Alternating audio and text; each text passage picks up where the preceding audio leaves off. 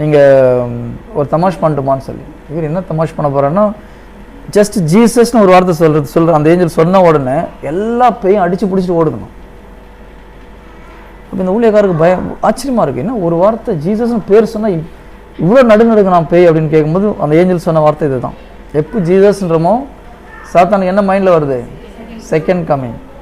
அதனால தான் சாத்தான் இயேசு கிறிஸ்து காலில் வந்து உண்மை என்ன சொல்கிறான்? ஐயோ எங்களை வதைக்கவா வந்தீர், நேரம் வருவதுக்கு முன்பாக எங்களை வதைக்கவா வந்தீர்னு கேட்குறான். Price the Lord. இப்படி பயந்தவங்களுக்கு நம்ம ஏன் பயப்படுறோம் இல்லையா? உண்மையிலே நம்ம விசுவாசம்னா பேய் நம்ம கால இப்படி தான் வந்து விழணும். இப்போ நோயில யார் கொண்டு வருது? அதில் ஒன்றும் டவுட் இல்லையே. கொரோனா வைரஸ் அப்போ யார் கொண்டு வருது? அப்புறம் எதுக்கு நம்மளுக்கு பயம் வருது?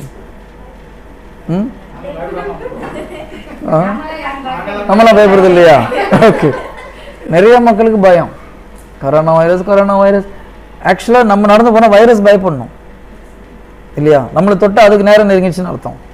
உண்மையாக பைபிள் பிரகாரம் அப்படி தான்.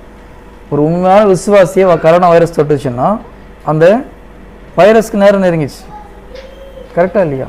உங்கள் மனசில் இப்படி ஒரு தைரியம் இருந்ததுன்னா கொரோனா வைரஸ் கிட்டே வராது. Praise the lord. ஹல்லேலூயா.